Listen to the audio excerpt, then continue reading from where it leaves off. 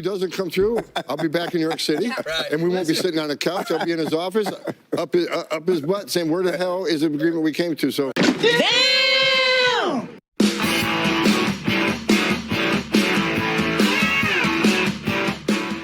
What's up, everybody? Welcome back to Opinions Varied. That's Opinions with an A. Please like, share, and subscribe. You have Tom Homan sitting on the couch on Fox and Friends with New York City Mayor Eric Adams. They're talking about now Eric Adams' willingness to cooperate with ICE as we try to get violent criminals out of New York City. They're going to talk for a little while. I'm not going to spend a lot of time on this intro. I want to get to the video. I'm going to speed it up a little bit, too, because it's long, and I'll comment along the way. I don't like a lot of things that Eric Adams says, and I personally don't trust him as far as I can throw him. Let's go. Oh, well, Mayor Adams and Tom Homan join us right now. Guys, great to see you. Great to see you. Together. Thank you so much. Make some news. Mr. Mayor, from your perspective, how did this meeting go? Why was it necessary?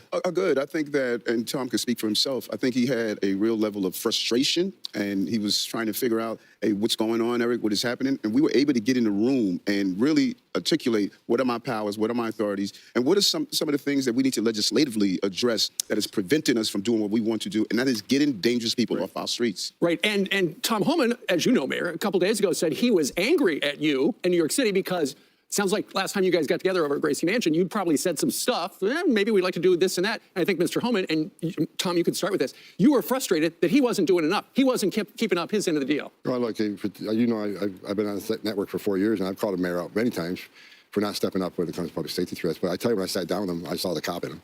And he really does want to do the right thing, because he is a cop. He's a lifelong cop. And so he wants to help take Debatable. public safety threats off the streets of New York, make New York safer. He also wants to help find these missing children. We got 300,000 missing children. That many of them are here in this city. We know that. We got to find them. And we'll be working with his intelligence division, his officers, to save these children, because many of these children are in forced sex trafficking, many are in forced labor. We need to save them. And I think everybody can agree to that. I don't care what side of the political spectrum you're on. Yeah, and, No, you'll find people on the Democrat side that don't want you doing anything. So those children are just sacrificial lambs for their twisted ideology. We want to hijack this narrative and turn it into a political narrative where we're saying we need to have public safety. I requested the meeting. I reached out to his team and said, we want to sit down. This has been an issue I was talking about before the election. Spring of 2022, you look at these quotes over and over again, we need to go after these dangerous people in our street. And now I have someone that understands that. Eric Adams was all in on a sanctuary city when Joe Biden first got into office. Okay, that's one thing. Eric Adams was saying nothing when this first started. He was welcoming people into the city. And then once he realized the city was going to go bankrupt, he changed his tune. And then, yes, right after he started fighting back against the Biden administration, when he said we have to do something about the border, that's when he got indicted. Narrative, and we are fighting together to get it done. I know Tom has been on our network so many times saying he felt like ICE's hands were tied under the last administration. You've agreed to sign an executive order to open up an ICE office at Rikers Island so that these dangerous criminals that are here illegally can be deported. Tell the folks at home, because they'll hear this, they'll say, oh, they're going to come after me next. You said these are the worst of the worst. So who is at Rikers Island that will be deported? What have they done? And you bring in 2 points where the far left has hijacked this narrative. ICE is running in our schools, ICE is running in our churches, and they are creating this frenzy. They're not in the business of just grabbing children. And we need to, just stop all this noise. Rikers Island, particularly after all the reforms, Rikers Island is now having some of the most dangerous people in our city. And by having ICE on Rikers Island, part of our gang intelligence, using our intel with NYPD, correction officers, we could identify those gangs inside and outside on the street. There was no reason they were removed from Rikers Island. And as I sat down with Tom earlier, I said that we're going to look at all the legalese. I'm able to do an executive order to put them back on Rikers Island, where they should be, with part of our criminal justice apparatus. You have a left-wing What a mess. Just a mess. An absolute mess, New York City. It's disgraceful. legislature. Everybody knows it. And for some reason, nobody votes in New York, so the same left-wingers get in every time. But if you had your druthers, would New York City be a sanctuary city? What we will always be. This has always been a city of immigrants. So you think Again, right there. Answer the question, yes or no. The answer is, the right answer, Eric Adams, is no, it wouldn't be a sanctuary city. See, if you were an actual cop like you claim you used to be, and yes, you wore the uniform, but I debate whether you're an actual cop. And there's a lot of people that would back me up on that one. But the answer is no, it shouldn't be a sanctuary city. No city should be a sanctuary city for people here illegally. And if you're here illegally, you're committing a crime. We don't have sanctuary for criminals in this country. should be? No, let me explain, because this is what's getting conflated all the time. Where the sanctuary city is stated that if you're in this city and you're paying taxes, you should have access to the services. Who's paying taxes? If you're in this city paying taxes, where? I always hear this from the left. Oh, illegal immigrants are paying taxes. With who? With what social security number? Are they stolen social security numbers? Are they one of the ones that Elon Musk was talking about the other day, was saying there's people that are 150 years old getting social security? Is that that's what we're talking about? What a disaster. There's so many problems in this country. It's not even funny. What I asked the city council to do change the bill that was already in place and modify it that if you are committing a crime, that we should be able to collaborate with ICE, even on civil enforcement, if you have committed a crime.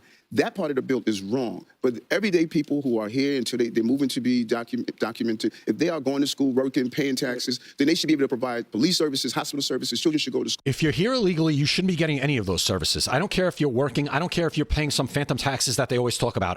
Again, where are the taxes that these people are paying, and with what? With what social security number? If you're not here legally on a visa, on some kind of green card, how are you paying taxes? I don't understand it. That is what we're saying. You don't agree with that, Tom? I don't agree. I think sanctuary is a sanctuary of criminals. Thank you. But we walked out of the meeting yesterday, and getting back in Rikers Island is a game changer. We can get. See, this is my problem right here.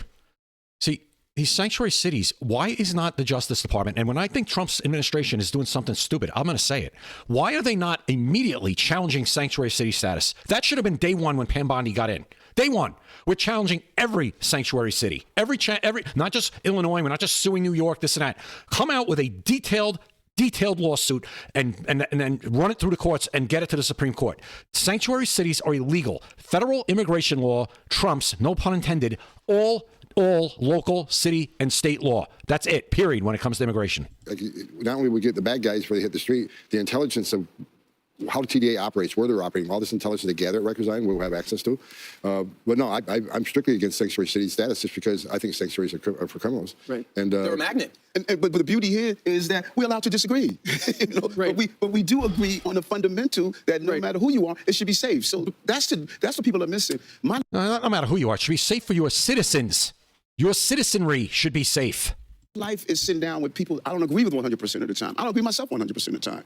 But when Tom and I are in a room. See, we're not disagreeing about tax rates here. We're disagreeing about something so basic and simple and such common sense. That's the problem. This is twisted. We're both saying one thing. No matter who you are, if you're hurting innocent people in this city and in this country, you don't have a right to be in our country. Well, here's the thing. You can disagree on things, but Tom has made it very clear that if a politician stands in the way of the federal government executing the law, they are going to bring charges against people like you. And in fact, we've seen the Attorney General, Pam Bondi, go after officials already. So was that They're civil suits. They're not criminal suits. I wish they were criminal. part of the conversation yesterday? No, I think it needed to be. I mean, we talked very frankly about, first of all, getting to Rikers Island, step one. That's the first step. We're working on some other things that we don't really want to talk about in open air just because the city council will be putting roadblocks up on us. But the mayor and me have committed to several other things to make the city safer. Further collaboration. Again, city council, I don't like him. I think, and Mayor Adams, he's dealing with the sanctuary law, right? That an EO can't override. Right. So we're working on some things to work around some of these things. So we can You're get being some things careful the done. way you describe it. I'm trying to be very careful because the city council, they hate me, right? The city council, they don't want immigration all of them. enforcement in this city. Not all of them. So we got to make sure that we collaborate in a smart way so we get more bad guys off the street. That's the goal. You said something that's very interesting. You said that elected officials who are standing in the way, like me. Let's be clear. I'm not standing in the way. I'm collaborating against so many others. You're tiptoeing. You're playing cute. And right now, because I guess it's the best we can do. But again, why weren't we coming in? I mean, Trump came loaded for bear, coming in with Doge, coming in with his executive orders. Why? I'm going to ask this question to the Trump administration. Why, when you came in, you knew this was going to happen. You knew you were going to have this type of nonsense going on in these cities. Why weren't you ready to come in day one and say, you get in the way of ICE, you don't cooperate with ICE, you want to say your cops aren't going to cooperate, we're criminally charging you. Why wasn't that ready to go? That don't want to Well, collaborate. now you're collaborating. Like I said, go back to spring of 2022. I was saying we need to get dangerous people off our streets. But it wasn't happening. Is that true? We dropped crime in this city at remarkable levels. Did you help ICE? Yeah, anybody could do that when you fudge numbers. In the level of enforcement for criminal actions, yes. The law says, Eric, you cannot do it for civil enforcement. But for criminal actions, yes. The police department, we have increased the number of officers assigned to our task force. Every morning we meet with our HIDA representatives, city, state, and federal level. Public safety, number one. I've always pursued this. Everyone knows that's Now, what Mr. I Mayor, said. what is City Council, what are they saying about you wanting to change the wording where we could go after the illegals, even if they're paying taxes, if they commit a crime? Because I saw Vicky Palladino, I know she's a New York City Councilwoman, she's a Republican. Stop paying into this. You're buying into this language, even if they're paying taxes. I need somebody to show me how illegal aliens are paying legitimate taxes. And then Robert Holden is a moderate Democrat.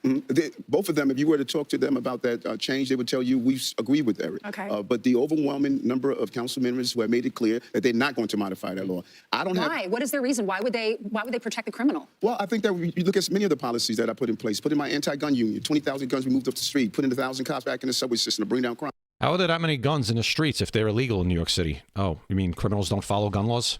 All of these initiatives that I do around public safety, it's a constant fight with them because I think many people are articulating their personal reasons and not the feeling that the city has. 78% of New Yorkers stand with me, stand with what Tom is doing about getting these dangerous individuals. But the problem is we don't know whether they're dangerous till they kill. Like that guy that put this woman on fire because she fell asleep on the subway. He didn't have a criminal, he didn't have a record, but after he lit up the woman on fire, now he's a problem. He didn't belong here. Same thing with Laken Riley's killer, who was housed here, went to Georgia and killed. So even Perfect point. Perfect point. you say, well, we want to be open to people. We don't know these guys are criminals until they act, and then it's too late. Then they become a problem. Well, but if they never got here, there wouldn't be a problem. And that's what's good about what we're doing right now. What Tom, the border czar, has done. I've said it over and over again. We need to control our borders and not allow people to come into the country. Gang members coming into. All right, so you'll put it on them. Yeah, make sure not one person gets across the border, because once they make it to my city, if they're not a quote unquote criminal, which they are because they're in the country illegally, but since they're not a criminal, we don't have a criminal record on them. Now I can't do anything about it because, again, I'm a sanctuary city. What a joke. Hey, guys, if you're still watching, I really appreciate it. Please like, share, and subscribe. Hit the like button right now. Subscribe. I do one video a day at least. If I don't do one video, it's because of circumstances that were beyond my control and I couldn't get it done. But please like, share, and subscribe and help me grow this channel. I appreciate it. Through the country, people who are here to commit crime. I think what we've witnessed the border czar has done, we have seen a substantial decrease in that flow. Tom, you know the NYPD. How frustrated are they that they can't fully have your back, be able to tell them exactly where these guys are, be able to go into these raids with you? Oh, they're frustrated. I mean, the NYPD wants to protect their streets too, and they want to enforce the law, and they want to collaborate with us. I mean, I don't think I met a single uniform in the 4 years I've been come to the studio that sit out front. I shake everyone their hands. We had dinner with officers last night, not only from NYPD. We had dinner with officers from Newark and from Philadelphia. We had a whole table full of officers that want to do the right thing. They want to collaborate with us. But I think yesterday's meeting, I came to New York City. I wasn't going to leave without nothing. Right. I did the last time, and I told them I'm not leaving until I got something. And we're back into Rikers. That's huge. But we got other things we're working on. So I'm hoping. And now I got him on the couch in front of millions of people. He can't back waving us now, right? So I think you're going to see things move in the right direction. I really, truly believe that. The president's doing a great job. And I want to say this, look, I worked for 6 presidents. I think President Trump's the greatest president of my lifetime. He proves it every day. Every day he proves to me why he is the greatest president of my lifetime. Border numbers are down over 90% in 3 weeks. Think about that. And I worked hard at it. Christy Nolan's working hard at it. The border, the chief of Turley's working hard at it. But it was President Trump's executive orders that was a game changer, right? And we already got over almost 16,000 people we arrested in the interior. That's 3 times more than Joe Biden had a year from now. But it's not enough. We got to do more. But President Trump's leadership, when you get 90% less people coming across the border, how many women aren't being raped by the cartels? How many children aren't drowning? How many women and children aren't being sex trafficked in this country? President Trump's a game changer. And every day, I've said 100 times, every day he proves to me why he's the greatest president of my lifetime, what he's done. And you know, Tom, one of the reasons, in addition to not interfering with your election, one of the other things was they needed you to essentially assist Tom with the migration problem here in New York City. And what does that look like? People didn't understand what that looks like. What that looks like, as I say, every morning we meet with hideouts, right. Federal, state, and city law enforcement agencies. Which we now have a seat at the table on. Exactly. That was another thing we But that's good because, as you know, Mayor, the way this particular case is being handled right now, they can refile the charges at any time. If you don't help them, they could refile the charges. And that's not what they said. That's not what they said. That would be a quid pro quo. So they can't refile the charges if he doesn't do what he's supposed to do with this. If they did that, that would be considered leverage. That would be illegal. They can refile the charges. No, right? First of all, I don't get into the legalese. I have an attorney to do that, and I pay a lot for that. What we need to be clear on, if the mayor of the city of New York is unable to collaborate, deal with intelligence information, sit down with my state and federal agencies to sit down and coordinate for public safety, we're still under the terrorist threat. We still have illegal gangs in our community that's bringing about destruction that ICE is attempting to weed out. If I can't coordinate that, that's a public safety issue, and we should put public safety first. Governor Hochul said last night with Rachel Maddow that she would consider removing you. How would you feel about that? She has her role, I have my role. And throughout this entire ordeal, which I think no American should have to go through, the torment of 15 months that my family and I had to endure for something I didn't do. I didn't do anything wrong. Throughout the entire ordeal, I said one thing. My attorney will handle the legal part. I'm going to handle running the city. We return jobs to our city. Our cities get safer. We're building housing. I think that this is a great American narrative. I stood focused on what I was elected to I do. want you to address the Look, migrant- Governor Hochul is an embarrassment position she holds. She stands on media after someone's burned alive on a subway. She stands in front of TV camera and says, I think criminal aliens should be removed too. But she's got the green light law. The men and women of ICE and Border Patrol, when they pull a vehicle over, law enforcement, you're in law enforcement your whole career. What's the first thing you do? You run the license plate number. Are these wanted? Is there warrant for these people? Who are they? Are they dangerous? Is the car stolen? All these things, right? Do you know ICE and CBP can't run DMV data on New York State license plate? So they're pulling over people not even know who the hell they are. Is that the green light law? The green light law. So she, on one point, she's saying, well, I think criminals should be removed too, but then she locks us out of DMV data. That'd be like us locking officers out of NCIC, the Fed zone. Would we do that? No, because officer safety is paramount. She's putting the men and women at ICE at risk every day. The job's already dangerous. So Governor Hochul, she needs to be removed. Everybody needs to be removed, needs to be her. She supports sanctuary I don't know policy. anyone who thinks she's doing a good job. She's an embarrassment. It's hard for me to be impartial on that. Mr. Mayor, thank you. The migrant shelter, it's this called a mega migrant shelter that's going to be built in the Bronx. We interviewed a representative from the Bronx, and he said he talks to everyone on the street. Not one person wants that facility built. What's the status on that? Is there any way That's a great. You know what's interesting? If I go to anywhere in the city, when I had 220,000 migrants here, anywhere in the city, and ask who would like a shelter there, not one elected would raise their hand. And then you ask them the next question: how many of you went to Washington D.C. under the previous administration and said you need to stop this? I took 10 trips there. So you cannot represent your concern merely from the sterilized environment of your office space. They should have been with us saying we need to stop this flow, and they weren't. And so the shelters have to go somewhere. Well, how long is the federal government going to be paying for the Roosevelt Hotel or any of these other sanctuary hotels? We're continuing to close them down because of the job that we did. 180,000 out of our system. We closed down Floyd Bentonfield. So one at a time, you're closing them down? No, more than one at a time. We have to close down as the. What happened to those 180,000 people? They weren't deported. Where are they? Does anybody answer that question? That would be my question. Where you got rid of? What do you mean you got rid of? Where'd they go? Who's paying for them now? Population decrease. We put in place a 30 and 60-day plan. No one could stay longer than that. Because your president that you were working for and what worked for his reelection let that happen and didn't take your phone calls when you asked for help. 100%. He I agree. iced you out. So right. you're gonna have a decision. That's a good point. Right. Well, the days of the federal government paying for the migrant centers are over. Today, talking about the new alliance between ICE and Adams. So thank you very much for coming in. Thank you.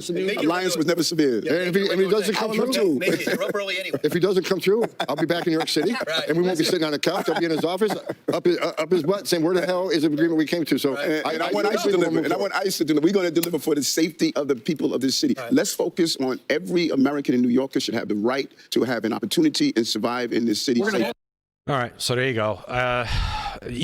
When it comes to Eric Adams with this criminal case now, like I said, they could reopen the charges for his indictment.